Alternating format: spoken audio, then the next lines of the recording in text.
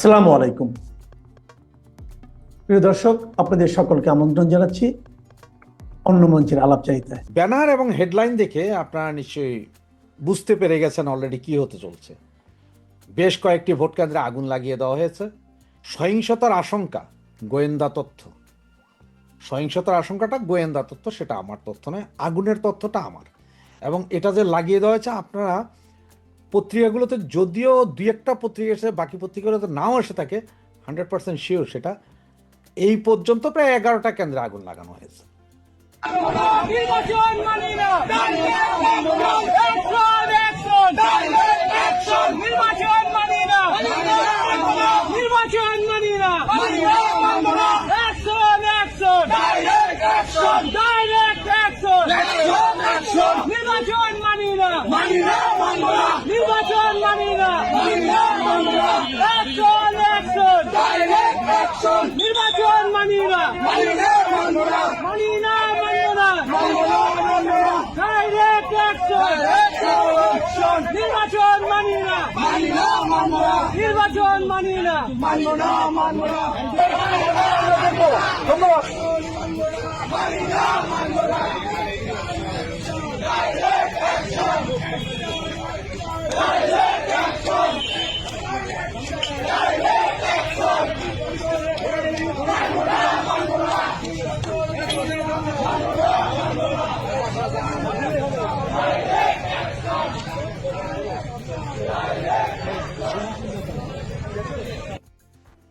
কথাগুলোতে যাওয়ার আগে আপনাদেরকে একটা কথা একটু বলে নেই।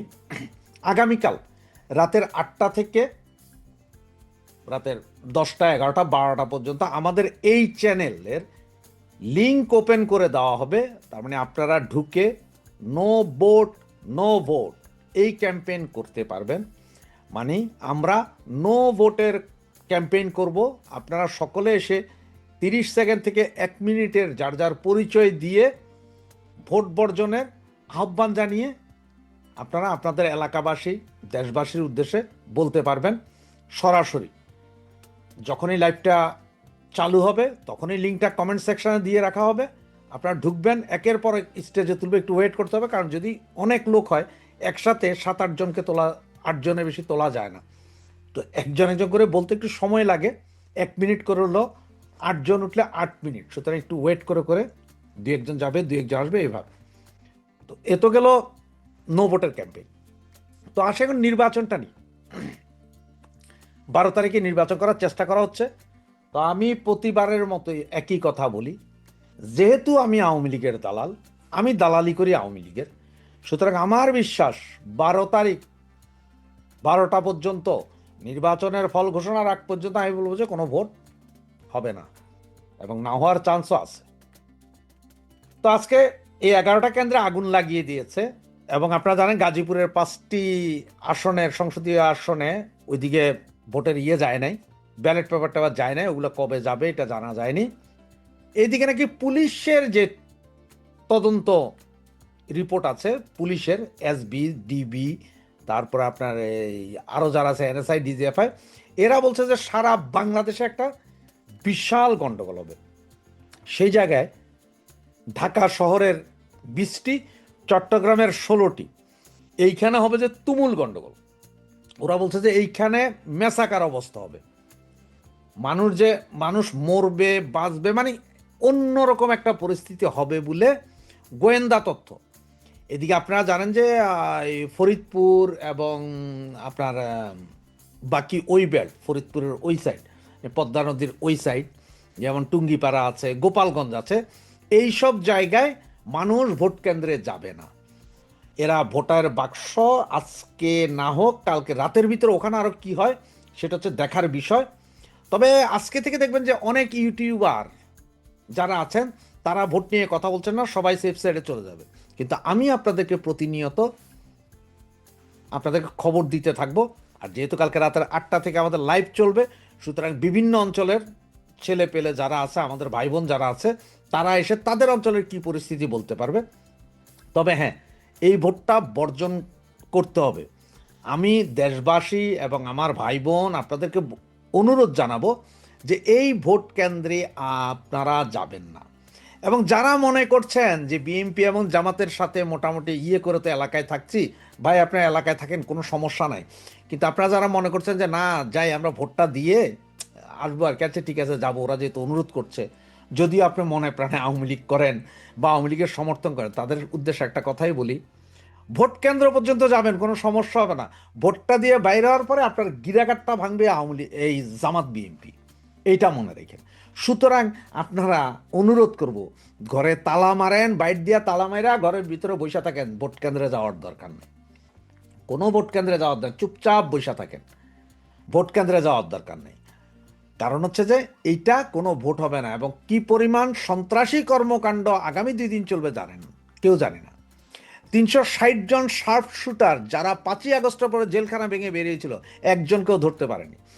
এখনো প্রায় 7.5 থেকে 8,000 অস্ত্র, যেগুলো পুলিশ থানা লুটের অস্ত্র, এগুলো উদ্ধার হয়নি। 2.5 লাখের উপর গুলি উদ্ধার হয়নি। সাউন্ড গ্রেনেড, হ্যান্ড গ্রেনেড উদ্ধার হয়নি। এসএসএফ এর যে অস্ত্র লুট হয়েছিল গণভবন থেকে, সেগুলো উদ্ধার হয়নি। শুধু এগুলো সব ব্যবহৃত হবে কালকে এবং পরশু, এই 2 দিন। সুতরাং কি চলে দেখতে থাকেন, মজা নিতে থাকেন, তবে ঘরে থেকে দেখেন, টিভির স্ক্রলে দেখেন, কারণ যে অবস্থানটা হবে সেটা আপনারা কেউ কল্পনাও করতে পারবেন না যে কি হয়। তো যেটাই বলছিলাম যে 11টা ভোট কেন্দ্র এখন পর্যন্ত আগুন লাগিয়ে দেওয়া হয়েছে। আজকে রাত এবং কালকে রাতের ভিতরে আরও কত হাজার আগুন লাগবে সেটা কেউ জানে না। তবে এটা আওয়ামী লীগ করছে না, সোজা বলে এটা আওয়ামী লীগ করছে, কারণ আমরা ভোট বর্জনে আছি না ভাই, আমরা তো ভোট কেন্দ্রে যাব না, ভোট কেন্দ্রে যাব না তো কেন্দ্র জ্বালানোর আমাদের কী কাম? এটা জ্বালাইতেছে কিন্তু জামাত আর বিএনপি, আমরা জ্বালাইনি, আমরা যাই না, আমাদের ছেলেরা যায় না, কিন্তু ওই বিএনপি আর জামাত বলতেছে আর কি যে আমরাই এগুলো জ্বালাচ্ছি। ওই যে যত দোষ সব অঞ্জুগোষ কথায় আছে না একটা, সেরকমই অবস্থা আর কি। সুতরাং সকলে ভালো থাকুন, সুস্থ থাকুন, ভোট কেন্দ্র থেকে দূরে থাকুন। জয় বাংলা, জয় বঙ্গবন্ধু। 4 কোটি নতুন তরুণ ভোটার যুক্ত হয়েছেন এবারের ভোটে, এবং সে কারণেই পাবলিক বিশ্ববিদ্যালয়গুলোতে কি ঘটেছিল সেদিকে যেমন নজর দেওয়া জরুরি, তেমনি নজর দেওয়া জরুরি 2024 সালের জুলাই আগস্টের আন্দোলনটাকে এই তরুণেরা তাদের আন্দোলন বলে মনে করে, এবং তারা যে রাজনৈতিক পক্ষটিকে সমর্থন জানিয়ে এসেছে, নাহিদ, হাসনাত, সার্জিসদের সেই জাতীয় নাগরিক পার্টিকেও জামায়াতে ইসলামী তাদের পক্ষে টেনে নিয়েছে, তাদের জোটভুক্ত করতে পেরেছে। বাংলাদেশে রাত পোহালেই নির্বাচন, এবং নির্বাচনের আগে এবার বিচিত্র সব নাম না জানা সংগঠন একের পর এক জরিপ উপহার দিয়েছে। 9 ফেব্রুয়ারি নির্বাচনী প্রচারণার শেষ দিনে সর্বশেষ যে 2টো জরিপ প্রকাশিত হয়েছে, দুটোর ফলাফল একেবারে সম্পূর্ণ বিপরীতমুখী। 2টো জরিপই দাবি করেছে তারা 300টি আসন থেকেই স্যাম্পল নিয়েছে এবং বড় স্যাম্পল সাইজ নিয়ে কাজ করেছে। জাগরণ ফাউন্ডেশন এবং প্রজেকশন, এই 2 সংগঠনের সহযোগিতায় international institute of law and diplomacy IILD 300 আসনের 63,615 জনের মতামত নিয়ে এক জরিপ প্রকাশ করেছে। সেখানে তারা বলছে জামায়াতে ইসলামী আর বিএনপির মধ্যে একেবারে হাড্ডাহাড্ডি লড়াই হবে। বিএনপি যেখানে 44.10% ভোট পাবে, সেখানে জামায়াত জোট ভোট পাবে 43.90%।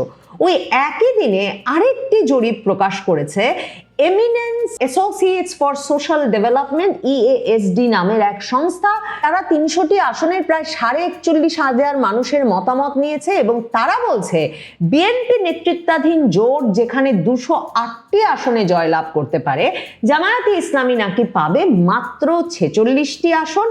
আর এই জরিপটিতে বলছে EASD যে বিএনপিকে 66.3% ভোটার ভোট দেবে, জামায়াতে ইসলামীকে ভোট দেবে নাকি মাত্র 11.9%, আর এনসিপিকে দেবে 1.7%। আর আমি আপনাদেরকে সব সময় যেটা বলি যে 18 মাস ধরে এক একজন এক এক রকম জরিপ করেছে, এবং জরিপগুলো দেখলে পুরোপুরি বোঝা যায় যে একরকম কি ফলাফল আনতে চায় সেই নির্দিষ্ট করে সেই ফলাফল আনবার জন্যই জরিপগুলো পরিচালিত হয়েছে। কাজে আমার কাছে সবচেয়ে বিশ্বাসযোগ্য এবং নির্ভরযোগ্য জরিপ বলে মনে হয়েছে 5টি পাবলিক বিশ্ববিদ্যালয়ে যে নির্বাচন অনুষ্ঠিত হয়েছে সেই জরিপটি। সেখানে প্রায় 85,000-এর বেশি শিক্ষার্থী কিন্তু ভোট দিয়েছেন 5টি বিশ্ববিদ্যালয়ে। এবং মনে রাখতে হবে পাবলিক বিশ্ববিদ্যালয়গুলো থেকে বাংলাদেশের সকল অঞ্চল থেকে ছাত্রছাত্রীরা আসেন, সকল আর্থসামাজিক অবস্থার ছাত্রছাত্রীরা আসেন এবং সেই 5টি পাবলিক বিশ্ববিদ্যালয়ে ছাত্র শিবির বিজয়ী হয়েছে। কাজেই বেশিরভাগ জরিপ যদিও বা বিএনপিকেই বিজয়ী হিসেবে দেখাচ্ছে নির্বাচনের আগে, আমি মনে করি না নির্বাচনে বিএনপির বিজয়টা এত সহজ হবে। কারণ আমার ধারণা যে বাংলাদেশের রাজনৈতিক বিশ্লেষক পর্যবেক্ষকেরা এখনো এই যে একটা রাজনৈতিক বিরাট পট পরিবর্তন ঘটে গেছে বাংলাদেশের সর্বত্র, সেটা আঁচ করতে ব্যর্থ হচ্ছেন। মানে ডাকসু নির্বাচনের পর যেমন চমকে উঠেছেন বাংলাদেশের সংবাদ মাধ্যম, বাংলাদেশের পর্যবেক্ষক, রাজনৈতিক বিশ্লেষকেরা, যেমন তারা 5টি পাবলিক বিশ্ববিদ্যালয়ে ছাত্র শিবিরের বড় বিজয়ের পরেও জামায়াতে ইসলামী এবং ছাত্র শিবিরের রাজনীতি কতটা জনপ্রিয়তা এবং বিকাশ লাভ করেছে গত 1.5-2 দশকে সেটা হিসাব না করে বরং যে পুরো ব্যাপারটাকে এখনো একটা বিস্ময়, সারপ্রাইজ হিসেবে দেখতে চাইছেন, সেটাকে আমি এই 12ই ফেব্রুয়ারি নির্বাচন সম্পর্কে যারা যত ভবিষ্যৎবাণী করছেন সেক্ষেত্রে একটা দুর্বলতা বলে মনে করছি।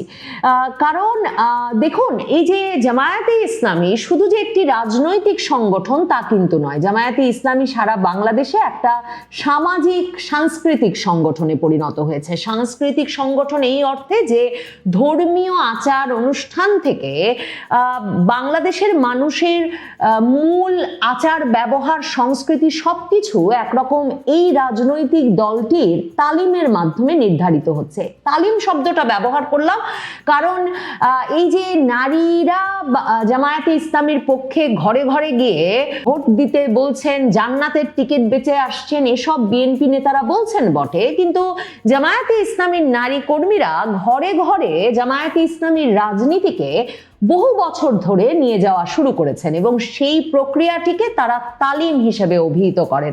কাজেই জামায়াতে ইসলামীর বাংলাদেশের আসলে ঘরে ঘরে একটা অবস্থান তৈরি হয়েছে। এখন জামায়াতে ইসলামী ঘরে ঘরে তার এই ধর্মীয়, রাজনৈতিক, সাংস্কৃতিক অবস্থানকে সে ভোটে পরিণত করতে পারবে কিনা সেটা দেখবার জন্য 12 তারিখ পর্যন্ত অপেক্ষা করতে হবে।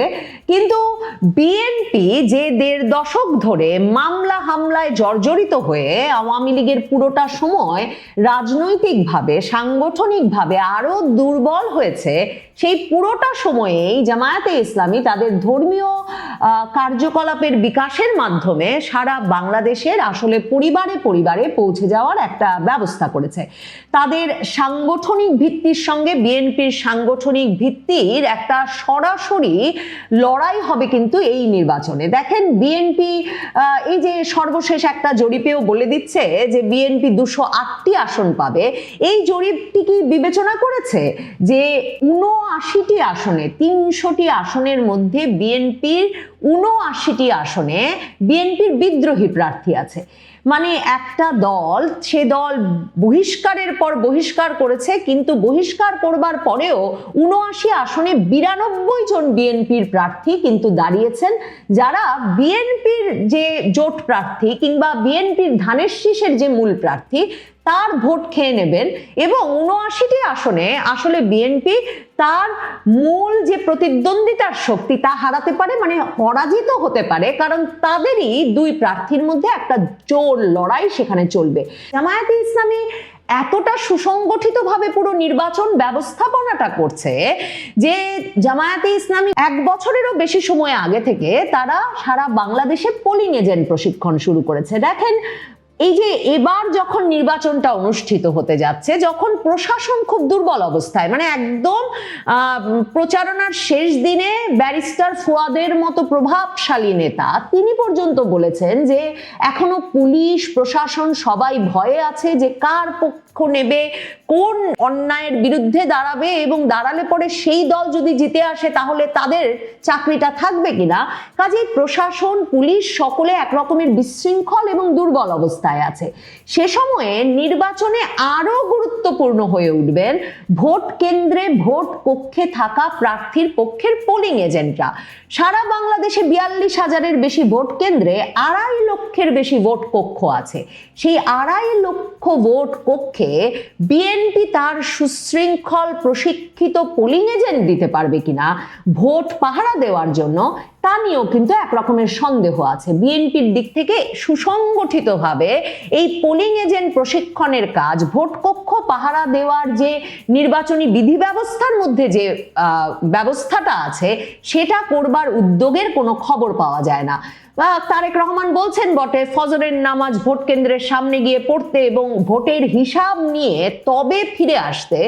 সেটা তো ভোট কেন্দ্র পাহারা দিয়ে রাখা, মানে সেই ভোট কেন্দ্রের সামনে ভিড় করা কতটা প্রশাসন অ্যালাউ করবে, আদৌ নির্বাচনী বিধি অনুযায়ী তা তো করা যেতে পারে না। কিন্তু প্রকৃতপক্ষে যা করতে পারার কথা ছিল বিএনপি সেটা করতে পারবে কিনা, নাকি আসলে ভোট কক্ষগুলোতে বরং জামায়াত অনেক সুসংগঠিত প্রশিক্ষিত পোলিং এজেন্ট দিয়ে তাদের ভোট পাহারা দিয়ে তুলে আনতে পারবে, সেটাও কিন্তু ভোটের ফলাফলে একটা বড় পার্থক্য সৃষ্টি করবে। জামায়াতে ইসলামীর একটা অস্বস্তি আছে। জামায়াতে ইসলামীর 1971-এর ভূমিকার জন্য এখনো জামায়াতে ইসলামী করার বিষয়টা বা ছাত্র শিবির করার বিষয়টা অনেক ক্ষেত্রেই মানে খুব প্রকাশ্যে স্বতঃস্ফূর্তভাবে তাদের নেতা কর্মী সমর্থকেরা এখনো, এমনকি 2024-এর আগস্টের পর পুরোপুরি প্রকাশ্যে বেরিয়ে আসার পরও অনেক সময় বলতে চান না। কাজেই এটাও মনে রাখতে হবে যে জরিপের ফলাফলের ক্ষেত্রে জামায়াতে ইসলামীর সকল সমর্থকেরা যে তাদের কথা বলেছেন সেটাও কিন্তু ভাববার কোনো কারণ নাই। আওয়ামী লীগের ভোট একটা খুব গুরুত্বপূর্ণ ফ্যাক্টর হবে বলে দেশি বিদেশি সংবাদ মাধ্যমে লিখছে। আওয়ামী লীগ সরাসরি বলেছে নৌকা নাই তো কিসের ভোট। আওয়ামী লীগ নেত্রী বলেছেন যে আওয়ামী লীগের নেতা কর্মী সমর্থকদের ভোট দিতেই যাওয়া উচিত হবে না। কিন্তু আওয়ামী লীগের সমর্থকদের একটা অংশকে যে সামাজিক চাপে কিংবা একরকমের নানা রকম ভয় এবং আতঙ্কের বশবর্তী হয়েও হলেও ভোট দিতে যেতে হবে তা নিশ্চিত। ভোট দিতে গেলে কি তারা বিএনপিকে দেবেন, সেটা হয়তো খুবই শহুরে এলিট ক্লাস, প্রিভিলেজ ক্লাস, মানে যারা একটা সুবিধাজনক অবস্থায় আছেন সমাজে তাদের জন্য গুরুত্বপূর্ণ। তারা অনেকেই ধর্মভিত্তিক দলের বিপক্ষে তাদের ভোটটা দিয়ে আসার ক্ষেত্রে অবস্থান নিতে বিএনপিকে পছন্দ করবেন হয়তো। কিন্তু বাংলাদেশের তৃণমূলে যে পরিমাণ মামলা, হামলা, দখলবাজি বিএনপি এবং তার অঙ্গ সংগঠন সমূহের নেতাকর্মীরা 2024-এর 5ই আগস্টের পর থেকে করেছেন, 32 নাম্বার দখল নেওয়া থেকে শুরু করে সারা বাংলাদেশে আওয়ামী লীগের নেতা কর্মীদের দোকানপাট, বাড়ি ঘর যা দখল করেছে রাজনৈতিক নেতাকর্মীরা, সেটা বিএনপি করেছে, সেটা জামায়াতে ইসলামী করেছে, সংগঠিতভাবে জামায়াতে ইসলামী দিয়ে হয়েছে, এমন অভিযোগ কিন্তু 18 মাসে পাওয়া যায় নাই। তাহলে আওয়ামী লীগের ভোটাররা বিএনপিকে ভোট দেবে এবং তার ফলে বিএনপি একটা সুবিধাজনক অবস্থানে থাকবে, সে হিসাবটা করাও কিন্তু খুব সহজ নয়। তাহলে বিএনপি নির্বাচনে জিতেই আসবে সেটা ভাববার কারণ কি? অনেকেই এমন জোয়ার তুলতে চেয়েছেন, ধরুন মতিউর রহমান, মাহফুজ আনাম, প্রথম আলো, ডেইলি স্টার সহ বাংলাদেশের ব্যবসায়ীদের একটি পক্ষ যারা আশঙ্কা করছেন যে বাংলাদেশ যদি একটা ইসলামপন্থী দলের শাসনে চলে যায় তাহলে বাংলাদেশে নারী কর্মীদের কলকারখানায় কাজ করা ব্যাহত হবে, বাংলাদেশের অর্থনীতি ক্ষতিগ্রস্ত হবে, বাংলাদেশ অনেকটা পিছিয়ে পড়বে। এসব আশঙ্কা থেকে যারা তারেক রহমান ফেরার পর থেকে তারেক রহমানই যাতে বাংলাদেশের প্রধানমন্ত্রী হন সে কথা, সেই সমর্থন জানিয়ে তার পেছনে গিয়ে দাঁড়িয়েছেন এবং প্রকাশ্যে তাকে সমর্থন এবং উৎসাহ যোগাচ্ছেন, তারা এই ব্যাপারটাও ভুলে যাচ্ছেন, যেটা টাইম ম্যাগাজিন মনে রেখেছে, যে তারেক রহমানের ওপর ব্যাপক ভরসা করবেন বাংলাদেশের তৃণমূলের মানুষ, সেটাও কিন্তু আসলে অনেক ক্ষেত্রেই হয়তো সত্য হবে না। মানে তারেক রহমান সারা বাংলাদেশ জুড়ে প্রচারণা চালাচ্ছেন, সেটা সত্যি, কিন্তু কোনো এলাকায় গিয়ে তিনি সেই এলাকার সমস্যা, এলাকার সম্ভাবনা সম্পর্কে সুনির্দিষ্টভাবে জানেন, সেটা যেমন মনে হয় নাই। মানে তিনি যেইখানে এরই মধ্যে মেডিকেল কলেজ আছে সেখানে মেডিকেল কলেজ করবেন বলেছেন, যেটা লিচুর জায়গা সেখানে গিয়ে আম বিক্রির কথা বলেছেন, এসব তো করেছেনই। যেখানে চিনি কল নাই সেখানে তিনি চিনি কল আবার খুলে দেবেন, এসব প্রতিশ্রুতি দিয়েছেন, সেসব তো করেছেনই। তার চেয়েও বড় কথা, টাইম ম্যাগাজিন যেটা বলেছেন যে বাংলাদেশের একটা বিরাট অংশের মানুষের কাছে এখনো তিনি খাম্বা তারেক হিসেবে পরিচিত। তাহলে তার দল সারা বাংলাদেশে 18 মাস ধরে দখলবাজি করেছে, চাঁদাবাজি করেছে, লুটপাট করেছে, মানুষের উপর অত্যাচার করেছে, মামলা হামলা করেছে। আর নেতা যিনি, তার যে পূর্ববর্তী কার্যকলাপের স্মৃতি সেটা বিরাট অংশের মানুষ ভোলেন নাই। তাহলে তারেক রহমান এসে বিরাট গণজোয়ার সৃষ্টি হয়ে গেছে এবং সে কারণেই বিএনপি জিতে যাবে, এই সহজ সমীকরণটারও আসলে কোনো অর্থ থাকে না। বরং বাংলাদেশের 4 কোটি নতুন তরুণ ভোটার যুক্ত হয়েছেন এবারের ভোটে, এবং সে কারণেই পাবলিক বিশ্ববিদ্যালয়গুলোতে কি ঘটেছিল সেদিকে যেমন নজর দেওয়া জরুরি, তেমনি নজর দেওয়া জরুরি 2024 সালের জুলাই আগস্টের আন্দোলনটাকে এই তরুণেরা তাদের আন্দোলন বলে মনে করে এবং তারা যে রাজনৈতিক পক্ষটিকে সমর্থন জানিয়ে এসেছে, নাহিদ, হাসনাত, সার্জিসদের, সেই জাতীয় নাগরিক পার্টিকেও জামায়াতে ইসলামী তাদের পক্ষে টেনে নিয়েছে, তাদের জোটভুক্ত করতে পেরেছে। কাজেই তরুণদের জন্যও তাদের পছন্দের জোট হয়ে ওঠার ক্ষেত্রে একটা গুরুত্বপূর্ণ সম্ভাবনা তৈরি করেছে জামায়াতের 11 দলীয় জোট। জামায়াতে ইসলামীর ভেতরে মাদ্রাসা থেকে, ধর্মীয় শিক্ষা প্রতিষ্ঠান থেকে আসা যে পরিমাণ তরুণরা তাদের রাজনৈতিক উচ্চাকাঙ্ক্ষার, রাজনৈতিক লক্ষ্য নির্ধারণের জায়গা খুঁজে পেয়েছেন, সেগুলো এবারের নির্বাচনে গুরুত্বপূর্ণ ভূমিকা রাখবে বলে মনে হয়। তবে নির্বাচনটা শেষ পর্যন্ত বিএনপি, জামায়াত, এনসিপি, ইউনূস সরকারের একটা ভাগাভাগির নির্বাচন বটে। কাজেই নির্বাচনের প্রতিদ্বন্দ্বিতাটা মুখে যত গুরুতর মনে হচ্ছে, রাজনৈতিক তাৎপর্যের দিক থেকে ততটা গুরুত্বপূর্ণ কিনা তা বলা সত্যি মুশকিল। যেখান থেকে দেখছেন সবাইকে প্রীতি ও শুভেচ্ছা। আর মাত্র 2 দিন পরে বাংলাদেশে একটি নির্বাচন। এই নির্বাচনটিকে নিয়ে নানা জল্পনা, নানা পরিকল্পনা, নানান কথা, নানান বার্তা। কেউ কেউ বলছেন বহুদিনের প্রতীক্ষিত নির্বাচন, আর কেউ কেউ বলছেন জাতিকে এক অন্ধকার গুহার দিকে নিয়ে যাওয়ার এক ষড়যন্ত্র। পৃথিবীতে আজকে থেকে যদি 1000 বছর, 2000 বছর পিছনে যান, তাহলে দেখবেন প্রত্যেকটা জাতিতে কোনো মানুষ আলো নিয়ে আসে, তিনি সমাজকে, রাষ্ট্রকে আলোকিত করে, সমাজকে কিছু দেয়, জাতিকে কিছু দেয়। আর কিছু কিছু মানুষ পৃথিবীতে আসে যারা এই পৃথিবীতে অন্ধকারে ডেকে দেয়, এই পৃথিবীকে ধ্বংস করে, এই পৃথিবীর মানুষের জীবনকে আরও দুর্বিষহ করে তোলে। আপনারা যদি একটু খেয়াল করে দেখেন, ডক্টর ইউনূস যখন ক্ষমতায় আসলো তখন আপনারা কি ভেবেছিলেন যে আপনাদের কি হতে যাচ্ছে? আপনারা জানেন না, কিন্তু আজকে কিন্তু আপনারা জানেন। এই 17 মাস সময়ে বাংলাদেশের অর্থনীতি প্রায় ধসে পড়েছে। যেখানে বলছে কর্মসংস্থান হবে 0, সেখানে মানে অর্থাৎ বেকারের সংখ্যা হবে 0। এখন আপনি দেখেন লক্ষ লক্ষ মানুষ বেকার হয়ে রাস্তায় রাস্তায় ঘুরে বেড়াচ্ছে। অসংখ্য মেইল ফ্যাক্টরি বন্ধ হয়ে গেছে। পৃথিবীর বিভিন্ন দেশে আমাদের যে পরিমাণ ছাত্র, আমাদের যে পরিমাণ কর্মী যেত, তা অর্ধেকে নেমে এসছে। ইউরোপ, আমেরিকার মতো দেশগুলোতে ছাত্র এবং কর্মী ভিসা তো দূরের কথা, কর্মী এবং ট্যুরিস্ট ভিসা তো দূরের কথা, ছাত্রকে পর্যন্ত এখন ভিসা দিচ্ছে না, ছাত্রদেরকে ধরে ধরে দেশে পাঠিয়ে দিচ্ছে।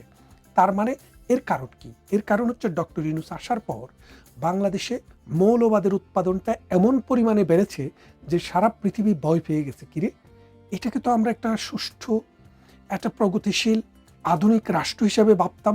এখন তো দেখি এখানে তালেবান উৎপাদন হচ্ছে, এখানে প্রোডাকশন হচ্ছে জঙ্গি, এখানে আইএস উৎপাদন হচ্ছে, এখানে কবর থেকে মানুষের লাশ তুলে পুড়িয়ে ফেলা হচ্ছে, এখানে জিন্দা মানুষকে আগুনে লাগিয়ে দিয়ে ধর্মের নামে হত্যা করা হচ্ছে। এখানে সংখ্যালঘু সম্প্রদায়ের মানুষকে দ্বিতীয় শ্রেণীর নাগরিকে পরিণত করা হচ্ছে। এগুলা দেখতে দেখতে সারা পৃথিবী এখন বাংলাদেশ থেকে মুখ ফিরিয়ে নিয়েছে। খেয়াল করে দেখেন, বিদেশি বিনিয়োগ গত 17 মাসে জিরোর ইনক্রিজ হলো 0, আর ডিক্রিজ যদি ধরেন তাহলে ধরতে পারেন 100%। পৃথিবীর কোনো দেশ এখানে ইনভেস্ট করছে না, কোনো দেশ নতুন করে বাংলাদেশ থেকে কর্মী নেওয়ার জন্য কোনো চুক্তি করছে না, কোনো দেশ বাংলাদেশের ছাত্রদেরকে অন্য তাদের দেশে নিয়ে যাওয়ার জন্য আগ্রহ দেখাচ্ছে না। ডক্টর ইউনূস বলেছিল যে আমরা আসলে পৃথিবীর মানুষ আমাদের এখানে আসবে, আমরা যাব না। পৃথিবীর কেউ এখন আর আসে না। ডক্টর ইউনূস যখন ইতালিতে যায় তখন তাকে রেখে ইতালির প্রাইম মিনিস্টার আরেক দেশে ভ্রমণে চলে যায়। তিনি যখন আমেরিকাতে যায়, জাতিসংঘে যায়, বলেছিল সাইড লাইনে একটি মিটিং করবে, তিনি সেটিও করতে পারেননি। তিনি যখন ব্রিটেনে আসে, তিনি বলেছিলেন ব্রিটেনের প্রাইম মিনিস্টারের সাথে তিনি দেখা করবেন, সেটাও তিনি পারেননি। অর্থাৎ তিনি ফ্রান্সে গেলেন, ফ্রান্সের প্রধানমন্ত্রী প্রেসিডেন্ট তার সাথে দেখা করেনি। তাহলে আপনি ব্যাপারটা বোঝেন, পৃথিবীর যেখানে তিনি গিয়েছেন সেখানেই উপেক্ষিত হয়েছেন। শুধু তিনি উপেক্ষিত হননি, যেহেতু বাংলাদেশের মসনদে তিনি দখল করে আছেন, পুরা বাংলাদেশকে তিনি উপেক্ষিত করেছেন। বাংলাদেশকে এখানেই শুধু শেষ? এই যে দেখেন আমাদের টি-20 বিশ্বকাপ, কত কষ্ট, কত ত্যাগ, কত তিতিক্ষার পর, কত শ্রমের পর খেলোয়াড়দের অক্লান্তিক পরিশ্রমের ফলে তারা বিশ্বকাপে টি-20 বিশ্বকাপে খেলার যোগ্যতা অর্জন করেছে। সেখান থেকে ডক্টর ইউনূসের বাবার দেশ আসিফ নজরুলের বাবা পাকিস্তানের পরামর্শে তারা এবার ইন্ডিয়াতে হচ্ছে এই ধোঁয়া তুলে টি-20 বিশ্বকাপটি বর্জন করেছে। তো বর্জন করার পরে কি হলো দেখেন, টি-20 বিশ্বকাপটি বর্জন করার সময় পাকিস্তান তাদেরকে কথা দিয়েছিল যে আমরাও টি-20 বিশ্বকাপ খেলতে ভারতে যাব না। অর্থাৎ টি-20 বিশ্বকাপে শুধু ভারত না, তারা টি-20 বিশ্বকাপ বাংলাদেশের মতো বর্জন করবে।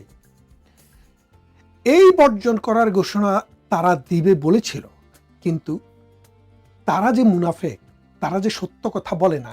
1971 সালে আমার পূর্বপুরুষেরা সেটা দেখেছে, কিন্তু আসিফ নজরুলেরা, এই বুলবুলরা, এই ডক্টর ইউনূসরা ভিতরে ভিতরে যে পাকিস্তান প্রেম লালন করতেন, সেই প্রেমে গদগদ হয়ে পাকিস্তানের কথায় বিশ্বাস করে নিজের পায়ে নিজে কুড়াল মারলেন। তারপর পাকিস্তান ঘোষণা দিলেন কি তারা খেলতে যাবেন, বাংলাদেশ না গেলেও তারা খেলতে যাবেন, তবে একটু কিন্তু রেখে দিয়েছিলেন। মানে যদি কিন্তু আছে না, একটু যদি কিন্তু রেখে দিয়েছিলেন। যদিটা কি?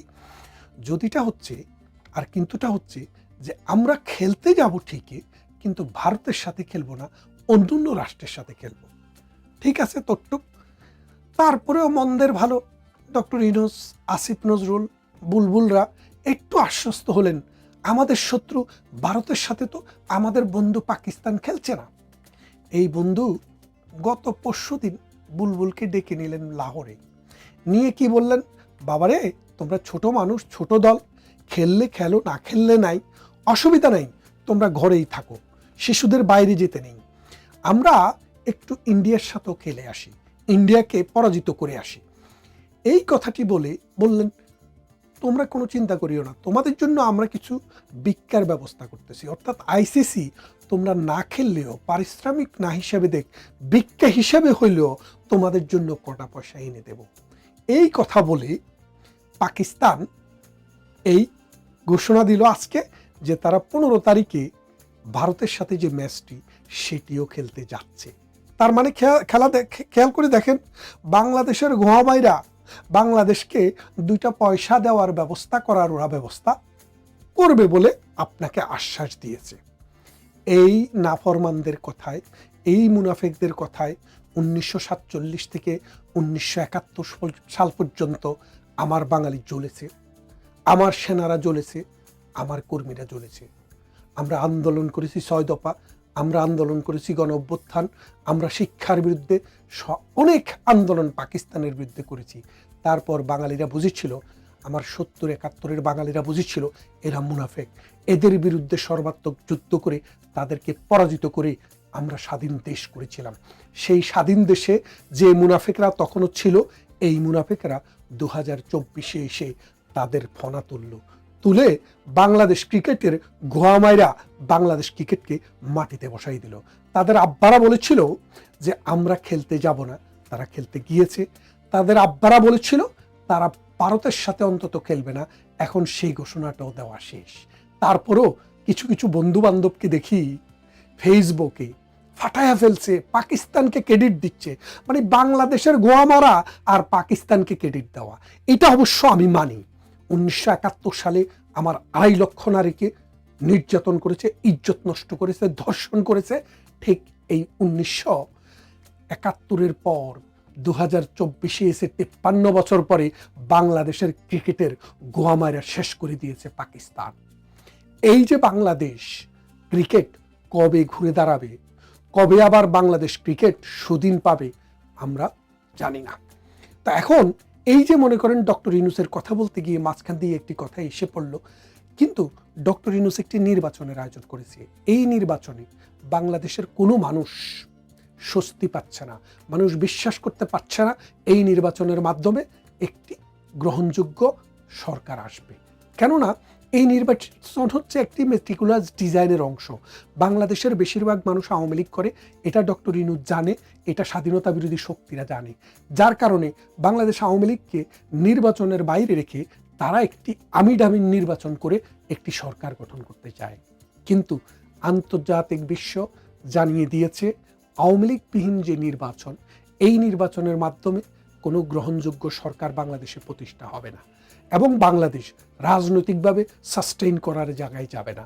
বাংলাদেশের অর্থনীতি ঘুরে দাঁড়াবে না, সমাজে এনার্কি বন্ধ হবে না, আইন শৃঙ্খলা প্রতিষ্ঠিত হবে না, রুল অফ ল বলে যে কথাটি আছে সেটি বাস্তবে আসবে না।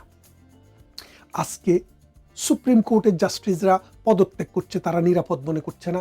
ঢাকা বিশ্ববিদ্যালয়ের ভিসি নিয়াজ সাহেব, আপনারা জানেন যে কোনো একটি জাহাজ যখন ডুবে যায়, জাহাজ ডুবে যাওয়ার আগে সবার আগে বুঝতে পারে ইঁদুর শ্রেণীর প্রাণী। সে ইঁদুর শ্রেণীর প্রাণীরা তখন কি করে জাহাজ থেকে লাফ দিয়ে সমুদ্র পড়ে। এই বিশাল সমুদ্রে তাদের আর বাঁচার সম্ভাবনা থাকে না। তারা এই ঠিক জামাত যে ডুবে যাবে এই ইঁদুরেরা বুঝতে পারছে, যার জন্য ঢাকা বিশ্ববিদ্যালয়ের ভিসি ইঁদুর তিনিও এই পদত্যাগ করার ঘোষণা দিয়েছেন। হয়তো কেউ কেউ বলছেন পদত্যাগ করিয়েও ফেলছেন, কারণ তিনি বুঝতে পেরেছিলেন যে মেটিকুলাস ডিজাইনের সরকারের যে ফাংশন সেটা শেষ। এখন যদি বিএনপি যদি ক্ষমতায় আসে তাহলে এদেরকে গার ধাক্কা দিয়ে বের করে দিবে, তাই মানে মানে কেটে পড়ার চেষ্টা। কিন্তু মান কি রক্ষা হবে? বাংলাদেশের মানুষ কি জানে না যে 1971 সালের মহান মুক্তিযুদ্ধের বহু বড় বড় বর্ষিয়ান নেতা যখন মারা যায়, ঢাকা বিশ্ববিদ্যালয়ের বিচিরা যখন মারা যায়, তখনও নজরুলের কবরের পাশে এখানে জায়গা দেওয়া হয়নি। কেন দেওয়া হয়নি? এটা ঢাকা বিশ্ববিদ্যালয় অন্য কাউকে এখানে কবরস্থান বানাবে না। কিন্তু এই নিয়াজ সমস্ত নিয়ম নীতি ভেঙে গালিগালাজ করা হাদিকে সেখানে কবর দিয়েছে। এখন এই যে আইন ভঙ্গ, এর বিচার কিন্তু বাংলাদেশেই হবে। আপনি দেখবেন today, tomorrow or day after.